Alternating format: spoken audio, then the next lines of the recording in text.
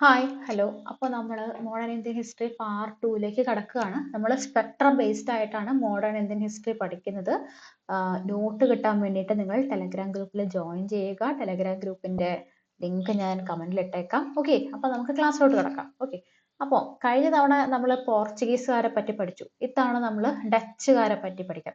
ഈ ഡച്ചുകാർക്ക് നമ്മുടെ ഇവിടെ വന്ന ബാക്കിയുള്ളവരുമായിട്ട് ഒരു വ്യത്യാസമുണ്ട്. എന്താണ് വ്യത്യാസം എന്ന് പറഞ്ഞു കഴിഞ്ഞാൽ, ബാക്കി എല്ലാവരും ഇവിടെ വന്നിട്ട് ഒരു സാമ്രാജ്യം കെട്ടിപ്പടുക്കാനായിട്ട് ആദ്യം മുതൽ തന്നെ ശ്രമിച്ചിരുന്നു. ഇപ്പം ബ്രിട്ടീഷുകാരായിക്കോട്ടെ പോർച്ചുഗീസുകാരായിക്കോട്ടെ, അവരിവിടെ കുറെ കാലം അങ്ങ് താമസിച്ച് ഇവിടെ ഭരിച്ച് ഇവിടെ മുടിപ്പിച്ച് പോകണമെന്ന് തീരുമാനിച്ചു വന്നവരെ പോലെയായിരുന്നു. പക്ഷെ ഡച്ചുകാരെ സംബന്ധിച്ചിടത്തോളം അവർക്ക് കുറച്ചും കൂടി പ്രോഫിറ്റബിൾ ആയിട്ടുള്ള കാര്യങ്ങളൊക്കെ ഉണ്ടായിരുന്നത് ഈ നമ്മുടെ ഇന്തോനേഷ്യയിലൊക്കെ ആയിരുന്നു. ഇന്തോനേഷ്യയിലെ സ്പൈസസിനോടാണ് നമ്മളെക്കാളും കൂടുതൽ താല്പര്യം ഉണ്ടായിരുന്നത്. അപ്പൊ ഈ ഇന്തോനേഷ്യയിലെ ട്രേഡ് എങ്ങനെയാന്ന് പറഞ്ഞു കഴിഞ്ഞാൽ, അവിടെ ആക്ച്വലി ഗോൾഡ് ഒന്നും അവിടുത്തെ നാട്ടുകാർ സ്വീകരിച്ചിരുന്നില്ല. അപ്പൊ അവർക്ക് ഇന്ത്യയിലത്തെ കുറെ കോട്ടൺ ഒക്കെ താല്പര്യമുണ്ട്. അപ്പൊ ഇന്ത്യയിലത്തെ കുറെ കോട്ടൺ അവർക്ക് വാട്ടർ സിസ്റ്റം വഴി കൊടുത്ത് അവരുടെ സ്പൈസസ് ഒക്കെ വാങ്ങിക്കുക എന്നുള്ള ഉദ്ദേശമൊക്കെ അവർക്ക് ഉണ്ടായിരുന്നു. പിന്നെ വേറൊരു കാര്യം വെച്ചാൽ, ഈ ഡച്ചുകാർ എന്ന് പറഞ്ഞാൽ പ്രൊട്ടസ്റ്റന്റ് ടീമാണ്. ഓക്കെ, സ്പെയിനും പോർച്ചുഗലും ഒക്കെ പോലെയല്ല. അപ്പൊ സ്പെയിനോട് ഇവർക്ക് ആദ്യം മുതലേ ഭയങ്കര ശത്രുതയാണ്. അപ്പൊ ആ ഒരു ശത്രുതയുടെ ചെറിയ ഭാഗം ഈ ഒരു പോർച്ചുഗീസുകാരോടും ഉണ്ട്. പോർച്ചുഗീസുകാരും സ്പെയിൻകാരും കുറച്ച് നല്ല കമ്പനി, നല്ല സുഹൃത്തുക്കളായതുകൊണ്ട് അവരോട്, ഈ പോർച്ചുഗീസുകാരോട് അങ്ങനെ ഒരു ശത്രുതയൊക്കെ ഉണ്ട്. ഈ ഡച്ചുകാർ വന്നതുകൊണ്ടാണ് പോർച്ചുഗീസുകാർ പോയതെന്നൊക്കെ നമുക്ക് കുറെ അറിയാം. കേരള ഹിസ്റ്ററിയിൽ നമ്മൾ ഡച്ചുകാരെ പറ്റി കുറച്ച് കൂടുതൽ പഠിക്കുന്നുണ്ട്. ഇത് നമ്മൾ ഇന്ത്യയിൽ മൊത്തത്തിൽ ഇവർ എന്തൊക്കെയാ കാട്ടിക്കൂട്ടിയെന്നുള്ള കാര്യങ്ങളാണ് നോക്കുന്നത്. ഓക്കെ, അപ്പോ ഡച്ചുകാർ എന്ത് ചെയ്തു? കൊമേഴ്ഷ്യൽ പർപ്പസസിന് വേണ്ടിയിട്ട് ഇന്ത്യയിലേക്ക് ഈ ഈ ഒരു ഈസ്റ്റേൺ ഭാഗത്തേക്കൊക്കെ പുറപ്പെട്ടു, കൊമേഴ്ഷ്യൽ പർപ്പസസിന് വേണ്ടിയിട്ട്. അപ്പോൾ കോർണേലിയസ് ഡേ ഹൗട്ട്മാൻ എന്ന് പറഞ്ഞ ആളാണ് first Dutch man to reach Sumatra ദ്വീപിലും Bantam and Bantam in 1956. Okay, അപ്പൊ അതുകൊണ്ട് തന്നെ അവർക്ക് ആ ജാവ, സുമാത്ര, പിന്നെ ഇന്തോനേഷ്യ ആ ഭാഗത്തൊക്കെ നല്ല നല്ല പിടിയുണ്ടായിരുന്നു. ഒരുപാട് സ്ഥലങ്ങൾ അവിടെ സ്ഥാപിച്ചിട്ടുണ്ടായിരുന്നു. 1602 എന്ത് സംഭവിച്ചെന്ന് വെച്ച് കഴിഞ്ഞാല്, ഈ ഈ ഒരു ഡച്ച് ഈസ്റ്റ് ഇന്ത്യ കമ്പനി സ്ഥാപിക്കുകയാണ്. ഒരു ഡച്ച് ഇവരൊക്കെ സ്ഥാപിക്കുന്ന എന്താണ്? കമ്പനികളാണ് അല്ലെ? നമ്മുടെ നാട്ടിലെ റിലയൻസ് ഒക്കെ പോലെയാണ് ഡച്ച് ഈസ്റ്റ് ഇന്ത്യ കമ്പനിയും ഇംഗ്ലീഷ് ഈസ്റ്റ് ഇന്ത്യ കമ്പനിയും എല്ലാം തന്നെ. ഓക്കെ, അപ്പം ഈ കമ്പനിക്ക് പലതരത്തിലുള്ള പവർ ഡച്ച് സ്റ്റേറ്റ്സ് ജനറൽ കൊടുക്കുകയാണ്. എന്ത്? ഒന്ന് വേജ് വാറിന്, കൂലിയുടെ പേരിലുള്ള വേജ് വാറ്, അതുപോലെ തന്നെ ട്രീറ്റീസ് സൈൻ ചെയ്യുക, പിന്നെ ചില ടെറിട്ടറീസ് ഒക്യുപ്പൈ ചെയ്യുക, ഫോർട്ടുകൾ ബിൽഡ് ചെയ്യുക, ഇങ്ങനത്തെ പല അഡ്മിനിസ്ട്രേറ്റീവ് ആയിട്ടുള്ള പവറും കൂടി ഡച്ച് ഈസ്റ്റ് ഇന്ത്യ കമ്പനിക്ക് കൊടുക്കുകയാണ് ചെയ്യുന്നത്. ഓക്കെ, അങ്ങനെ ഡച്ച് ഈസ്റ്റ് ഇന്ത്യ കമ്പനി വന്നിട്ട് ഇന്ത്യയിൽ ആദ്യമായിട്ട് എവിടെയാണ് അവരുടെ ഫാക്ടറി സ്ഥാപിക്കുന്നത്? മസൂലി പട്ടണത്തിലാണ് അവരുടെ ഫാക്ടറി സ്ഥാപിക്കുന്നത് 1605. പിന്നെ അതുപോലെ തന്നെ അവര് ഇന്ത്യ മുഴുവൻ ഓടി നടന്നിട്ട് പോർച്ചുഗീസ് പവറിനെ എന്ത് ചെയ്യുന്നുണ്ട്? ചലഞ്ച് ചെയ്യുന്നുണ്ട്. അതുപോലെ തന്നെ നാഗപട്ടണം, അവിടെ എന്ത് ചെയ്യുന്നു? അവിടെ ആ സ്ഥലം ക്യാപ്ചർ ചെയ്തിട്ട്, പോർച്ചുഗീസുകാരെ ക്യാപ്ചർ ചെയ്തിട്ട് എന്ത് ചെയ്യുന്നു? അവിടെ ഒരു ഫോർട്ട് കെട്ടുന്നുണ്ട്. Nagapattinam was captured from Portuguese and became their main south Indian stronghold. അപ്പൊ നാഗപട്ടണമാണ് ഇവരുടെ പ്രധാനപ്പെട്ട സ്ഥലം.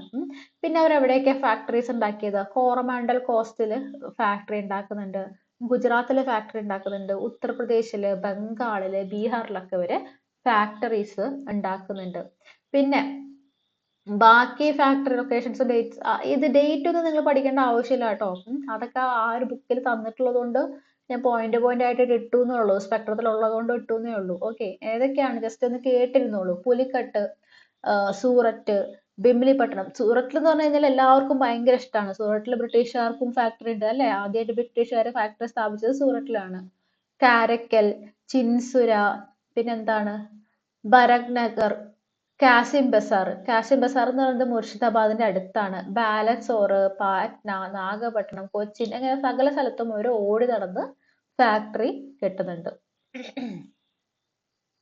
അപ്പോ ഇവർക്ക് ഇങ്ങനെയെന്ന് പറഞ്ഞു കഴിഞ്ഞാല് ഇവര് പലപ്പോഴും പല സാധനങ്ങളും ഇവിടുന്ന് കൊണ്ടുപോയി ഇന്തോനേഷ്യ കൊടുക്കുന്നു, ഡച്ച് അങ്ങോട്ട് കൊണ്ടുപോകുന്നു. അപ്പൊ ഇവരുടെ മെയിൻ ട്രേഡ് എന്തൊക്കെയായിരുന്നു എന്നുള്ള കാര്യം നോക്കാം. ഒന്ന്, indigo from the Yamuna valley and central India. പിന്നെ എന്താണ്?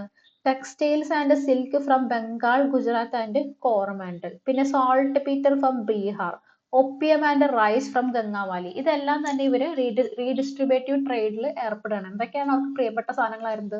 IndiGo from Yamuna valley and central India. അറിയാലോ, നമ്മുടെ ഡക്കാൻ പ്രദേശത്തൊക്കെയാണ് നല്ലോണം ഇൻഡിഗോ ഉണ്ടായിരുന്നത്. പിന്നെ എന്താണ്? Textiles and silk from Bengal, Gujarat and Coromandel. പിന്നെ saltpetre from Bihar, opium and rice from the Gangavali.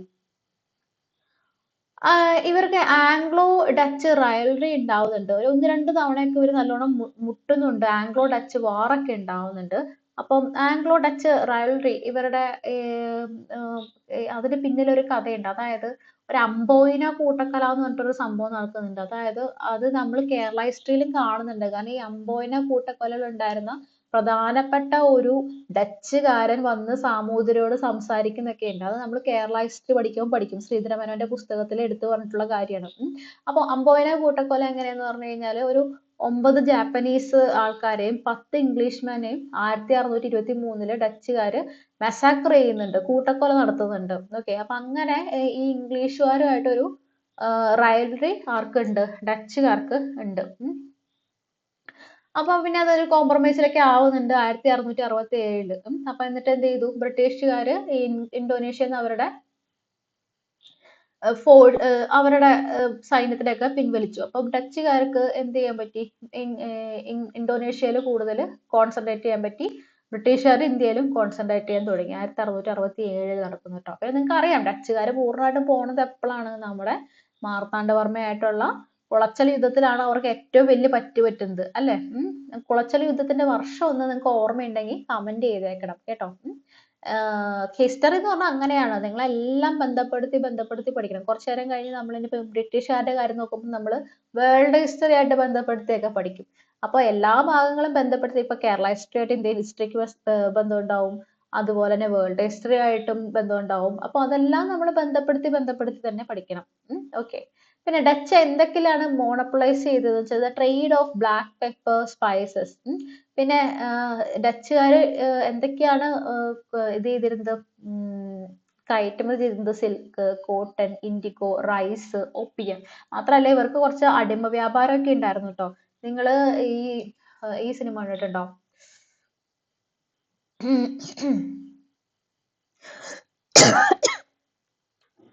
Bramayugam. അതില് നമ്മുടെ എന്താണ് ഹരിശ്രീ അശോകന്റെ മോനുണ്ടല്ലോ, പുള്ളിയുടെ പേരെന്താണ്? അർജുൻ അശോകൻ. അർജുൻ അശോകൻ ചെയ്ത ക്യാരക്ടർ അടിമ വ്യാപാരത്തിൽ നിന്ന് രക്ഷപ്പെട്ട് ഓടി വരുന്നതാണ്. ഡച്ചുകാരിൽ നിന്ന് പറഞ്ഞ അടിമ വ്യാപാരത്തിൽ നിന്ന് രക്ഷപ്പെട്ട് ഓടി വരുന്നതാന്നൊക്കെ പറയുന്നുണ്ട്. ജസ്റ്റ് പറഞ്ഞതേ ഉള്ളൂ. അപ്പൊ എന്തായാലും ഈ എന്താണ് ഈ ആംഗ്ലോ ഡച്ച് വാർ, അതുപോലെ തന്നെ മാർത്താണ്ഡവർമ്മയായിട്ടുള്ള യുദ്ധം, ഇതെല്ലാമാണ് ഡിക്ലൈൻ ഓഫ് ഡച്ച് ഇൻ ഇന്ത്യക്ക് കാരണം. ഓക്കെ. പിന്നെ സൂററ്റില് ഇംഗ്ലീഷിന്റെ സെറ്റിൽമെന്റ് ഉണ്ടെന്ന് നമ്മൾ പറഞ്ഞു. ബ്രിട്ടീഷുകാർ ആദ്യമായിട്ട് സ്ഥാപിച്ചത്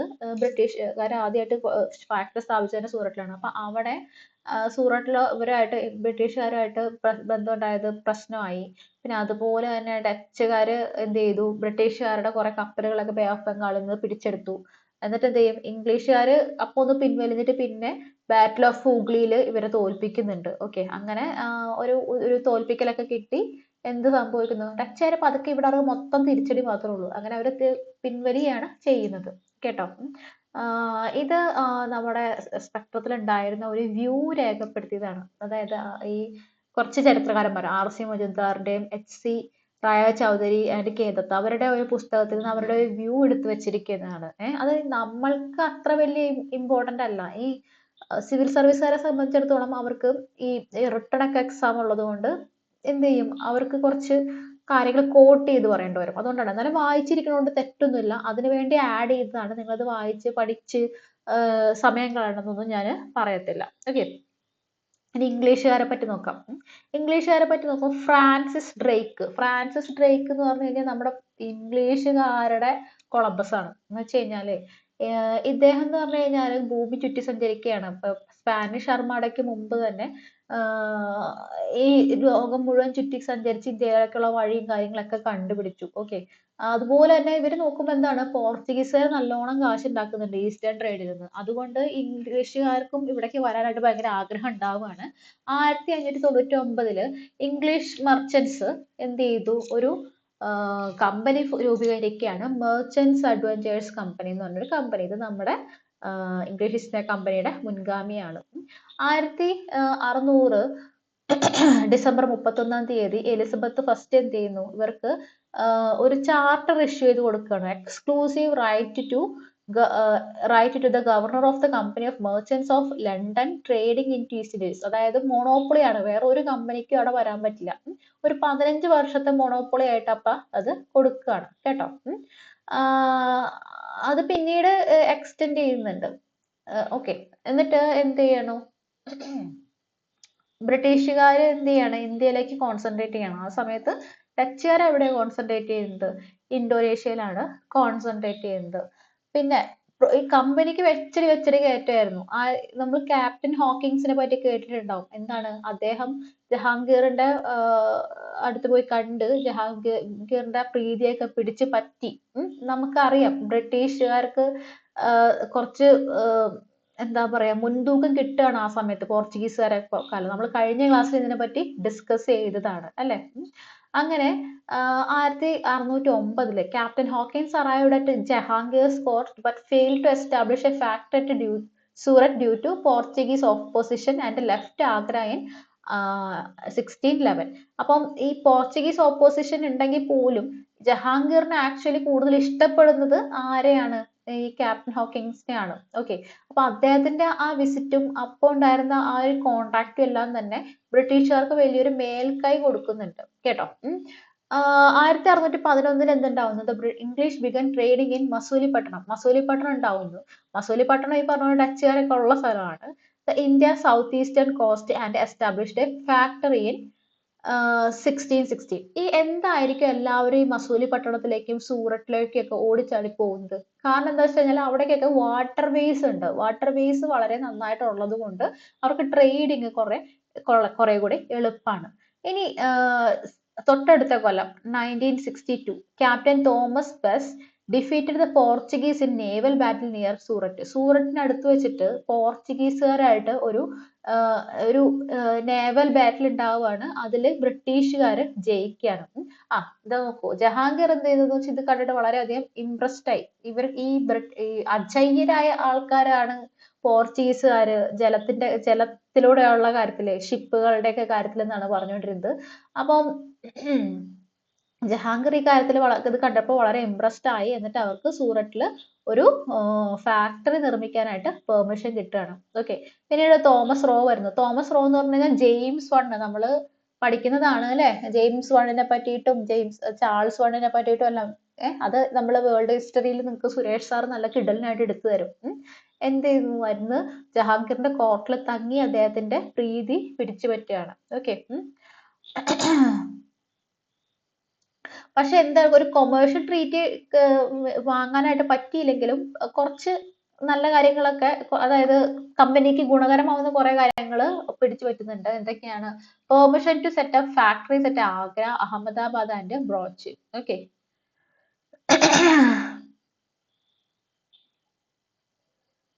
ആദ്യകാലങ്ങളിലൊക്കെ ചെറിയ ചലഞ്ചസ് ഈ പോർച്ചുഗീസിന്റെ കയ്യിൽ നിന്നും ഡച്ചിന്റെ കയ്യിൽ നിന്നൊക്കെ ഉണ്ടായിരുന്നെങ്കിലും പിന്നെ അതൊക്കെ ഇല്ലാതാവുന്നു. പിന്നെ അത് കഴിഞ്ഞ് 1662 ഈ Portuguese princess Kathryn king Charles ഒരു ഡൗറി കൊടുക്കുന്നുണ്ട്. ഓക്കെ. അത് ബോംബെ ദ്വീപ് നമ്മൾ പഠിക്കുന്നതാണ്. എന്താണ് ബോംബെ ദ്വീപ്, എന്താണ് ഈ പോർച്ചുഗീസ് രാജകുമാരിക്ക് ഡൗറി സ്ത്രീധനമായി കൊടുത്ത ദ്വീപ് ഏത് എന്നൊക്കെ നമ്മൾ പണ്ട് മുതലേ PSC ക്കൊക്കെ പഠിക്കുന്നതാണ്. അത് ബോംബെ ദ്വീപാണ് ട്ടോ. അത് പിന്നീട് കമ്പനിക്ക് ട്രാൻസ്ഫർ ചെയ്ത് കൊടുക്കുന്നുണ്ട്. ഒരു ആനുവൽ പേയ്മെന്റ്, ചെറിയത് നെഗ്ലിജിബിൾ ആയിട്ടുള്ള ഒരു പേയ്മെന്റിന് ഒരു 10 രൂപയ്ക്ക്, 10 രൂപയല്ല 10 പൗണ്ടിനായിട്ട് ഇവർക്ക് ഇത് കൊടുക്കുന്നുണ്ട് കേട്ടോ. കമ്പനിക്കായിട്ട് കൊടുക്കുന്നുണ്ട്. പിന്നെ എന്താണ്, the western presidency headquarters shifted to Surat to Bombay. അപ്പൊ ബോംബെ കിട്ടിയല്ലോ, അപ്പൊ ബോംബെയിലേക്കായി പിന്നെ അവരുടെ ഒരു വെസ്റ്റേൺ പ്രസിഡൻസിയുടെ മെയിൻ ഹെഡ് ക്വാർട്ടേഴ്സ് അവിടെ ആയിട്ട് മാറുകയാണ്. പിന്നെ എന്തുണ്ടായി, ആംഗ്ലോ ഡച്ച് വാർ ഒക്കെ കഴിഞ്ഞ് ഡച്ചുകാരായിട്ട് കോംപ്രമൈസ് ഒക്കെ ആക്കി, എന്റെ ഡച്ചുകാർ ഞങ്ങൾ പോയിട്ട് ഇന്തോനേഷ്യയിൽ നിന്നോളാം, ഇവിടെ നിങ്ങൾ ഇന്ത്യയിൽ എന്തെങ്കിലുമൊക്കെ കാണിക്കുന്നു പറഞ്ഞിട്ട് പോയി. ഓക്കെ, അങ്ങനെ രണ്ട് പ്രധാനപ്പെട്ട റൈവലറീസിനെയും ആദ്യം തന്നെ ഇവർക്ക് ഒഴിവാക്കാനായിട്ട് സാധിച്ചു. പിന്നെ ഗോൽക്കണ്ട പ്രദേശത്തെ സുൽത്താൻ എന്ത് ചെയ്യുന്നു, ഗോൽക്കൊണ്ടയിൽ നിന്ന് ഒരു ഗോൾഡൻ ഫർമാൻ കൊടുക്കുകയാണ്. അതായത് ഈ Golconda ഫോർട്സിലൊക്കെ annual payment of 500 pagodas, pagodas എന്ന് പറഞ്ഞ പ്രത്യേക നാണയങ്ങള്, അങ്ങനെ ഒരു ആനുവൽ പേയ്മെന്റിന് ഇംഗ്ലീഷുകാർക്ക് ഫ്രീ ട്രേഡ് നടത്താനുള്ള ഇത് കൊടുക്കുകയാണ്. ഓക്കെ, പിന്നെ 1639 Francis day, A member of Masulipatnam council obtained permission from the ruler of Chandagiri to build a fortified factory at Madras. മദ്രാസിൽ ഒരു ഫോർട്ടിഫൈഡ് ഫാക്ടറി, ചുറ്റൊരു ഫോർട്ട് ഉള്ള ഒരു ഫാക്ടറി കെട്ടാനായിട്ട് അനുവാദം കൊടുക്കുകയാണ്. നിങ്ങൾ ഈ ഫാക്ടറി എന്ന് പറയുമ്പോൾ എന്തെങ്കിലും ഉണ്ടാക്കുന്ന സ്ഥലം എന്ന് മാത്രം വിചാരിക്കരുത് കേട്ടോ. അന്നത്തെ കാലത്ത് ഫാക്ടറി എന്ന് പറയുമ്പോൾ അവരുടെ മൊത്തത്തിലുള്ള കൊമേഴ്ഷ്യൽ കാര്യങ്ങളൊക്കെ നിയന്ത്രിക്കുക എന്നുള്ള ഒരു അർത്ഥമാണ് അതിനുള്ളത്. ഓക്കെ, പിന്നെ ഫാക്ടറി എന്താണ് പിന്നീട് ഫോർട്ട് സെന്റ് ജോർജ് എന്നുള്ളതിൽ പിന്നീട് മാറുകയാണ് ചെയ്യുന്നത്. അപ്പോൾ സൗത്ത് ഇന്ത്യയിൽ ഇവരുടെ പ്രധാനപ്പെട്ട സ്ഥലമായിട്ട് മസൂലിപട്ടണം മാറുന്നു. അപ്പോഴേക്കും ഇവരുടെ ശല്യമൊക്കെ ഒഴിഞ്ഞു കിട്ടുന്നുണ്ട് കേട്ടോ, ഡച്ചുകാരുടെ ശല്യമൊക്കെ ഒഴിഞ്ഞു കിട്ടുന്നുണ്ട്. 1663 the English expanded their trading activities in East by establishing factories at Hariharpur in Mahanadi Delta, Balasore in Odisha. Okay, പിന്നെ നമുക്കറിയാം ഇംഗ്ലീഷുകാർ ഏറ്റവും പ്രധാനമായിട്ടും വന്ന് ചേക്കേറി അവരുടെ എന്താണ് ട്രേഡും എല്ലാം തന്നെ ഉറപ്പിക്കുന്നത് ബംഗാളിലാണെന്നാണ്. നമ്മൾ പറയുമ്പോൾ ചരിത്രം പറയുമ്പോൾ പറയും ബംഗാളിൽ നിന്ന് തുടങ്ങാൻ കഴിഞ്ഞത് കൊണ്ടാണ് ബ്രിട്ടീഷുകാർക്ക് ഇന്ത്യയെ പിടിച്ചടക്കാൻ തന്നെ സാധിച്ചതെന്ന്. ഓക്കെ, കാരണം എന്ന് വെച്ച് കഴിഞ്ഞാല് ബംഗാള് ഭയങ്കര റിച്ച് ആയിട്ടൊരു പ്രൊവിൻസ് ആണ്, ഭയങ്കര റിച്ച് ആയിട്ടുള്ള ഒരു നാട്ടുരാജ്യമാണ്. ഒരുപാട് എല്ലാ തരത്തിലുള്ള ഹാൻഡിക്രാഫ്റ്റ് ആയിക്കോട്ടെ, അതേസമയം കൃഷി ആയിക്കോട്ടെ, എല്ലാം തന്നെ ഏറ്റവും നല്ലത് ബംഗാളിലായിരുന്നു. അപ്പം ബംഗാളിൽ നിന്ന് തുടങ്ങാൻ കഴിഞ്ഞത് കൊണ്ട് ഇവർക്ക് എന്താ പറയാ, ഭയങ്കര അവിടെ വന്ന ഈ ബ്രിട്ടീഷുകാരൊക്കെ ഒടുക്കത്തെ റിച്ച് ആയിട്ടാണ് തിരിച്ചു നിന്നുകൊണ്ടിരുന്നത്. ഓക്കെ, അത്രയും പ്രോസ്പെറസ് ആയിട്ടുള്ള ഒരു പ്രൊവിൻസിൽ നിന്ന് ഇവർക്ക് അത് പിന്നീട് സെന്റർ ആവുകയാണ് ചെയ്യുന്നത്. കുറെ കാലത്തോളം എന്താണ് ബംഗാൾ തന്നെയായിരുന്നു അവരുടെ സെന്റർ, അല്ലെ, കൊൽക്കട്ടയായിരുന്നു അവരുടെ സെന്റർ. ബംഗാളെ rich and trade advanced province was an attractive target for English merchants. അപ്പോൾ 1651 ഷുജാ ദൗള ബംഗാളി സുബാഹദാർ. അപ്പോഴത്തെ സമയത്തൊക്കെ എന്താണ് ബംഗാൾ എന്ന് പറയുന്നത് ആരുടെ കീഴിലാണ്, നമ്മുടെ മുഗൾസിന്റെ കീഴിലാണ്, അല്ലെ. അപ്പം അവിടുത്തെ സുബേഹദാർ ആയിരുന്നു ഷുജാഉദ്ദൗള എന്ന് പറയുന്നത്. അവര് ബംഗാളില് ഒരു 3000 for an annual payment of 3000 രൂപ കറക്റ്റ് രൂപ എന്നുള്ളതിലല്ല, എന്നാലും ഒരു 3000 പണത്തിന്റെ വേണ്ടിയിട്ട് എല്ലാ ഡ്യൂട്ടിന്ന് ഒഴിവാക്കി കൊടുത്തു ഒരു ആനുവൽ പേയ്മെന്റിൽ 3000 രൂപയ്ക്ക്. Okay, factories were established at Hooghly, Kasimbazar, Patna and Rajmahal. Despite the farmer privileges, local custom officers obstructed the company's trade, demanding toll payments. 1680 അപ്പൊ ഈ ഒരു ഇമ്പീരിയൽ ഫർമാൻ ഉണ്ടെങ്കിലും ടോൾ പേയ്മെന്റ് ഒക്കെ ചെറുതായിട്ടൊക്കെ ഈ ലോക്കൽ കസ്റ്റംസ് ഓഫീസേഴ്സ് ഒക്കെ വാങ്ങിയിരുന്നു, ഒരു കറപ്ഷൻ പോലെയൊക്കെ. 1682 William head guys, the first company's governor in Bengal, appealed to Mughal governor Shaista Khan to resolve these issues, but no action was taken. പക്ഷെ ഒരു ആക്ഷനും എടുത്തില്ല അവര്. 1686 ആയപ്പോഴേക്കും എന്തായി, പലതരത്തിലുള്ള ഹോസ്റ്റിലിറ്റീസും വന്നു. ഒന്നാമത്തെ കാര്യം, ഇത് മുഗൾസ് അറിഞ്ഞുകൊണ്ടുള്ള കാര്യമല്ല, അവിടുത്തെ സുബേഹദാർ അറിഞ്ഞുകൊണ്ടുള്ള ഒരു കാര്യമാണ്. അപ്പൊ the imperial Mughal sacked Hooghly in October. The English retaliated by capturing fort at Thana. ഇംഗ്ലീഷുകാർ എന്ത് ചെയ്തു, പിൻവലിഞ്ഞു. capturing forts at Thana, raiding Hiji in east Midnapore. ഇത് ഇത്ര ഡീറ്റെയിൽ ആയിട്ടൊന്നും പഠിക്കണ്ട കേട്ടോ, അതൊന്നും നിങ്ങൾക്ക് PSC ചോദിക്കുന്ന കാര്യമല്ല, ബുക്കിൽ ഉള്ളതുകൊണ്ട് എഴുതി വെച്ചതാണ്. Storming Mughal fortifications at Balasore. Okay, പക്ഷേ എന്താണ് ഇംഗ്ലീഷുകാർ ഇത് ചെയ്യേണ്ടി വന്നു, ഹൂഗ്ലിയിൽ നിന്ന് വിടേണ്ടി വന്നു, moving to the mouth of the Ganga. പക്ഷെ പതുക്കെ 1990 ആയപ്പോഴേക്കും Job Charnock negotiated with the Mughals to return to Sutanuti. Okay, a treaty was signed in February 1690 and the English return to Sutanuti in August. Okay, ഈ ബാറ്റിൽ ഓഫ് ഹൂഗ്ലിയും അവിടെ നിന്ന് അവര് retaliate ചെയ്തതും കാര്യങ്ങളും അതൊന്നും നിങ്ങൾ അത്ര കാര്യമായിട്ട് പഠിക്കേണ്ട ആവശ്യമില്ല കേട്ടോ. ഓക്കെ, അത് ഈ ഒരു പുസ്തകത്തിൽ ഉള്ളത് കൊണ്ട് വെച്ചു എന്ന് മാത്രമേ ഉള്ളൂ. പിന്നീട് ഈ ജമീന്ദർമാരുണ്ടല്ലോ, ജമീന്ദർമാരുമായിട്ടും അത്ര ഒരു രസത്തിലാവാനായിട്ട് ബ്രിട്ടീഷുകാർക്ക് സാധിക്കുന്നില്ല. അപ്പൊ സെമീന്ദർമാരുമായിട്ട് പ്രശ്നം ഉണ്ടാവുന്നുണ്ട്. ഇതിനെ തുടർന്ന് ഈ സെമീന്ദർമാരായിട്ടുള്ള പ്രശ്നത്തെ തുടർന്ന് ഇവരൊരു ഫോർട്ട് ഉണ്ടാക്കുന്നുണ്ട്. 1700 ആവുമ്പോഴേക്കും ഇവര് എന്ത് ചെയ്യുന്നു, ഒരു വലിയ ഫോർട്ട് ഉണ്ടാക്കി അതിന് ഫോർട്ട് വില്യം എന്ന് പേര് കൊടുക്കുന്നു. ഈ ഒരു ഫോർട്ട് വില്യമാണ് പിന്നീട് ഇവരുടെ കേന്ദ്രം ആവുന്നത്. അപ്പോൾ ഈസ്റ്റേൺ പ്രസിഡൻസിയുടെ ഇവരുടെ കേന്ദ്രമായി മാറുന്നത് എന്താണ്? കൽക്കട്ടയാണ് കേട്ടോ. സർ ചാൾസ് ആണ് അവരുടെ ഫസ്റ്റ് പ്രസിഡന്റ് ആവുന്നത്. Okay, 1715 an English mission led by John Sturman secured 3 significant firmans from Mughal emperor. അങ്ങനെ മുഗൾ എംപററിന്റെ കയ്യിൽ നിന്ന്, മുഗൾ എംപറർ എന്ന് പറഞ്ഞു കഴിഞ്ഞാൽ അതാണ് ഏറ്റവും അവസാന വാക്ക് എന്ന് പറയുന്നത്. അപ്പൊ ഫറൂഖ് സിയാർ ആയിരുന്നു മുഗൾ എംപറർ. ഓക്കെ, അങ്ങനെ ഒരു ഇമ്പീരിയൽ ഫർമാൻ അവർക്ക് കിട്ടുകയാണ്. അപ്പൊ അതില് കീ പ്രിവിലേജസ് കിട്ടുന്നത് ബംഗാള്, ഗുജറാത്ത്, ഹൈദരാബാദ് ഇവിടെയെല്ലാം തന്നെ വ്യാപാരം ചെയ്യാനുള്ള കീ പ്രിവിലേജസ് കിട്ടുകയാണ്. ഇതിനെ മാഗ്ന കാർട്ട ഓഫ് കമ്പനി എന്നാണ് പറയുന്നത്. അപ്പൊ കമ്പനിക്ക് കിട്ടിയിട്ടുള്ള മാഗ്ന കാർട്ടയാണ് എന്ത്? Imperial ഫർമാൻ from the Farooq Siyar ട്ടാ. ഫറൂഖ് സിയാറിന്റെ കയ്യിൽ നിന്ന് കിട്ടിയത് ഇമ്പീരിയൽ ഫർമാനാണ്. ഏറ്റവും അടിപൊളിയായിട്ടുള്ള സാധനം അവർക്ക് കിട്ടിയത്. ഓക്കെ, അപ്പൊ അതുകൊണ്ട് അവരതിനെ മാഗ്ന കാർട്ട എന്നൊക്കെ വിളിക്കുന്നു. അപ്പൊ ഇതിനെ അവർക്ക് ബംഗാളില് കസ്റ്റംസ് ഡ്യൂട്ടീസിൽ നിന്നും പിന്നെ ഇമ്പോർട്ട് ഡ്യൂട്ടിയിൽ നിന്നൊക്കെ ഇളവ് കിട്ടുന്നു. പിന്നെ ഒരു അടിപൊളി സാധനം അവർക്ക് കിട്ടുന്നത് എന്താണെന്നറിയാമോ? ഡസ്തക്ക്. ഡസ്തക്ക് എന്ന് പറഞ്ഞു കഴിഞ്ഞാൽ നമ്മുടെ പാസസ് ഇല്ലേ, അതായത് ഇവിടെ നിന്ന് അവിടത്തേക്ക് സാധനം കൊണ്ടുപോകുന്നതിന് പാസുകൾ. അപ്പൊ permission to issue dastak for transporting goods, അത് അങ്ങനെ ഒരു അടിപൊളി സംഭവം ഈ ബ്രിട്ടീഷുകാർക്ക് കിട്ടുന്നുണ്ട്. ഇങ്ങനെയൊക്കെ ഇവർ ഇഷ്ടം പോലെ കാശ് ഉണ്ടാക്കുന്നുണ്ട് കേട്ടോ. ഹൈദരാബാദിൽ എന്താണ് അവരുടെ പ്രിവിലേജസ് ഒക്കെ റിട്ടൻഷൻ ചെയ്യാനുള്ളത് ഉണ്ടാകുന്നുണ്ട്. പിന്നെ സൂററ്റില് ഒരു ആനുവൽ പേയ്മെന്റിനനുസരിച്ചിട്ട് ആനുവൽ പേയ്മെന്റ് മാത്രം വാങ്ങിച്ച് ബാക്കി ഡ്യൂട്ടീസ് എന്നൊക്കെ ഒഴിവാക്കി കൊടുക്കുന്നുണ്ട്. ഓക്കെ, പിന്നെ ബോംബെയിൽ അവര് കമ്പനി എന്ത് ചെയ്യുന്നു, കമ്പനി കറൻസി കോയിൻസ് ഒക്കെ മിന്റ് ചെയ്യുന്നുണ്ട്. ഓക്കെ, പിന്നെ പക്ഷെ എന്താന്ന് വെച്ച് കഴിഞ്ഞാല് ഈ ഒരു സംഭവം ഉള്ളത് കൊണ്ട് കമ്പനി അങ്ങനെ ഇത്തരത്തിലുള്ള ഒരുപാട് എന്താണ് അധികാരങ്ങളൊക്കെ കിട്ടുന്നത് കൊണ്ട് വളരെ പെട്ടെന്ന് എന്താണ് ഒരു വലിയൊരു ട്രേഡിംഗ് എൻറ്റിറ്റി ആയിട്ട് വളർന്നു വരുന്നുണ്ട്. അവര് ഒരിക്കലും അപ്പോ ഇതുപോലെ രാജ്യം പിടിച്ചടക്കുക അല്ലെങ്കിൽ എവിടെയെങ്കിലും ഒരു സ്ഥലത്ത് അധികാരികളാവുക അങ്ങനെയുള്ള ഒരു ഇതൊന്നും അവർക്ക് ഉണ്ടായിരുന്നില്ല. അതൊക്കെ പിന്നീടാണ് വരുന്നത് കേട്ടോ. 1688 നമുക്കറിയാം എന്താണ് വലിയൊരു സംഭവം ഉണ്ട് അല്ലെ, എന്താണ് ഗ്ലോറിയസ് റെവല്യൂഷൻ നടക്കുന്ന സമയത്താണ്. അപ്പൊ നമുക്കറിയാം വിക്സ് ആൻഡ് ടോറീസ് എന്ന് പറഞ്ഞിട്ടുള്ള 2 ടീമുകൾ ഉണ്ട് അല്ലെ.